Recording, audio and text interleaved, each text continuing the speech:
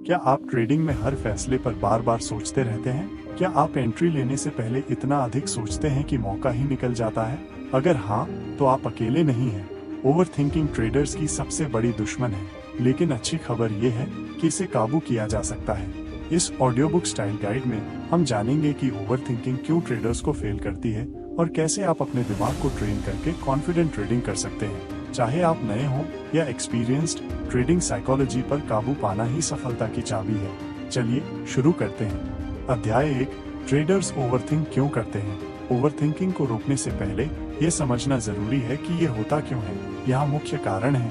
1, नुकसान का डर। मार्केट अनप्रिडिक्टेबल है और लॉस होना नॉर्मल है, लेकिन जब हावी हो जाता है, ट्रेडर्स हिचकिचाते हैं, एंट्री मिस कर देते हैं या बेवजह स्टॉप लॉस बदलते रहते हैं। 2, ज्यादा जानकारी का बोझ। इंडिकेटर्स, न्यूज और ओपिनियंस की भरमार में ट्रेडर्स कंफ्यूज हो जाते हैं। ज्यादा जानकारी हमेशा बेहतर फैसले नहीं लाती, कभी कभी सिर्फ डर बढ़ाती है।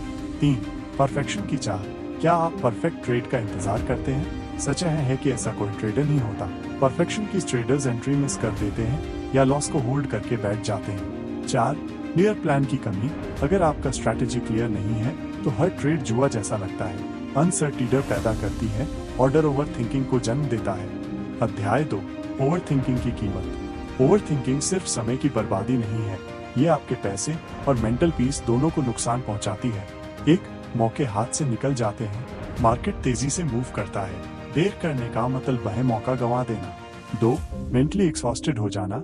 बार बार फैसलों पर शक करने से दिमाग थक जाता है और ट्रेडिंग से मन उचट जाता है। 3, ओवर ट्रेडिंग या अंडर ट्रेडिंग। कुछ ट्रेडर्स जल्दबाजी में गलत ट्रेड्स ले लेते हैं तो कुछ डर के मारे कुछ करते ही नहीं। दोनों ही नुकसानदायक हैं। 4, कॉन्फिडेंस टूटना।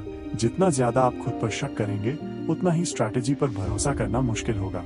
अध्याय 3, ओवरथिंकिंग कैसे रोकें। अब सबसे जरूरी सवाल, इससे कैसे छुटकारा पाएं? यहाँ प्रैक्टिकल तरीके दिए गए हैं। एक सिंपल स्ट्रैटेजी बनाएं, ज्यादा इंडिकेटर्स और कॉम्प्लिकेटेड रूल्स से दूर रहें। एक क्लियर टेस्टेड प्लान पर टिके रहें।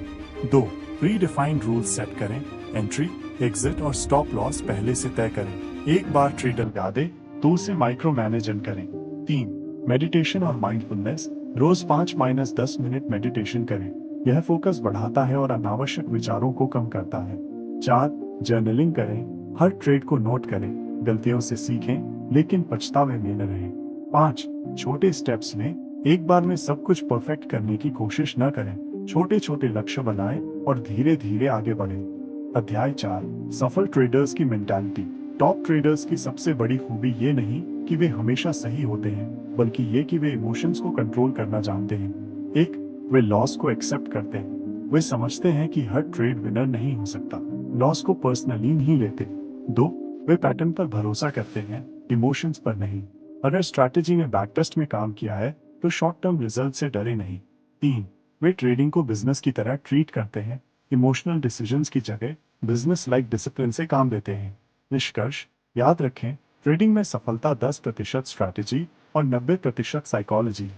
ओवर थिंकिंग को कंट्रोल करना सीखें, ट्रेडिंग को सिंपल रखें और खुद पर भरोसा रखें।